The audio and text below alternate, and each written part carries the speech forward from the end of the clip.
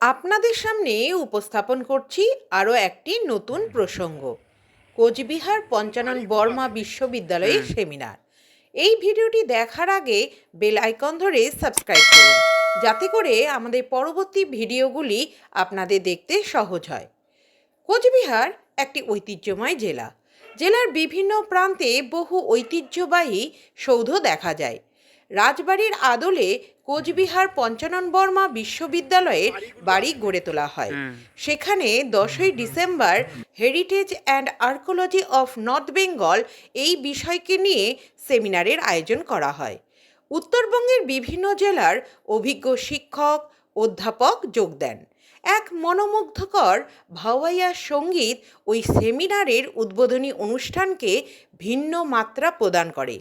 আসুন আমরা ওই সঙ্গীতের কিছু অংশ শুনে নিই।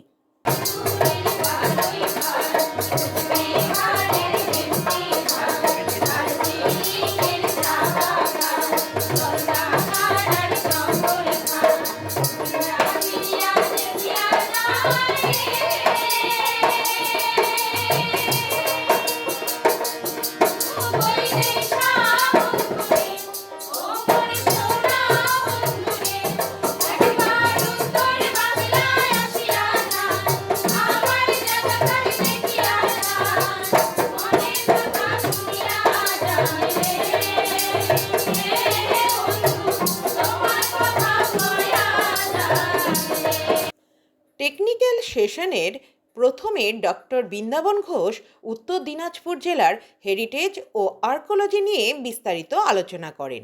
পরিশেষে এই জেলার জরাজীর্ণ সৌধগুলির হেরিটেজের স্বীকৃতি এবং সংস্কারের কথাও তুলে ধরেন। তার সেই বক্তব্যের কিছু অংশ শুনে নিই। আমি উত্তর দিনাজপুর জেলার ঐতিহ্যবাহী পুরাকীর্তি সম্পর্কে কিছু কথা আপনাদের সামনে বলব। পুরাকীর্তি অতীত ঐতিহ্যের এক অন্যতম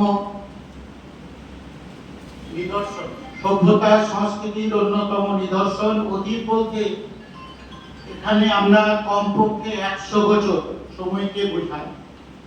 100 বছর বা তার অধিক সময়ের শিল্পকলা, স্থাপত্যকলা, অন্যান্য প্রত্নবস্তুই হলো পুরাকীর্তি।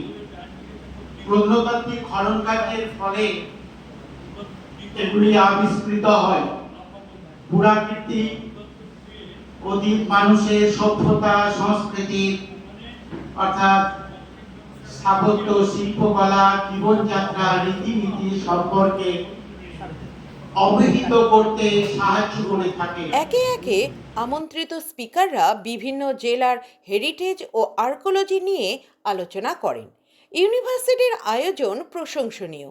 সাগর দিঘি, রাজবাড়ি, মদনমোহন মন্দির দর্শন মন প্রাণকে ভীষণ আনন্দ দেয় আর রসনাকে খুবই তৃপ্তি দেয়। কোচবিহার শহরের পিলখানা বাজারের মনোভৌমিকের ছানা ভরা ধবধবে সাদা তুলতুলে রসগোল্লা একবার খেলে বারবার খেতে ইচ্ছে করবে। এই ভিডিওটি দেখার জন্য সকলকে ধন্যবাদ জানাই।